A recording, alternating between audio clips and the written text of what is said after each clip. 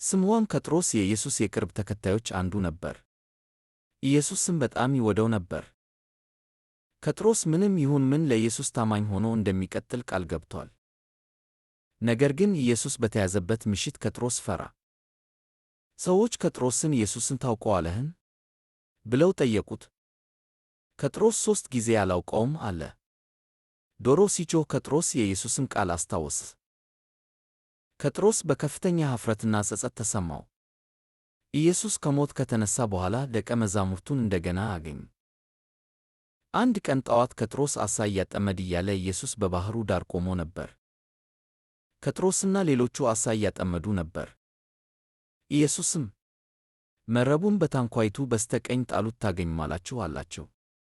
ከዛም ብዙ ዓሣዎች አጠመዱ። ኢየሱስ ጠራቸውና አሁን ካጠመዳችሁት ዓሣ አምጡ አላቸው። ከበሉ በኋላም ኢየሱስ ጴጥሮስን ትወደኛለህን? ሲል ጠየቀው። ጴጥሮስ አዎ ጌታ ሆይ እንደምወድህ ታውቃለህ ሲል መለሰለት። ኢየሱስም እንደገና ጠየቀው።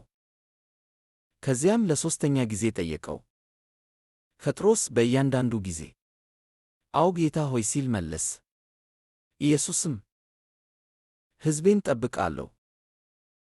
ኢየሱስ ስለ ጴጥሮስ ያለፈ ስህተቶች አልተናገረም። ኢየሱስ ለጴጥሮስ አዲስ ዓላማ ሰጠው። ይህ ታሪክ አንድ አስፈላጊ ነገር ያስተምረናል። ኢየሱስ በእኛ ተስፋ አይቆርጥም። ብንወድቅም እንኳ ኢየሱስ አሁንም ይወደናል። ሌላ ዕድል ይሰጠናል። ዛሬ የምታፍሩ ከሆነ ወደ ኢየሱስ ኑ።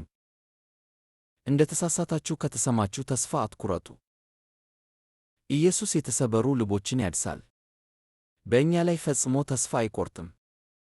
ይህ ታሪክ ካበረታታችሁ ተጨማሪ የመጽሐፍ ቅዱስ ታሪኮችን እና ሳምንታዊ ማበረታቻዎችን ለማግኘት እባክዎ ላይክ እና ሰብስክራይብ ያድርጉ።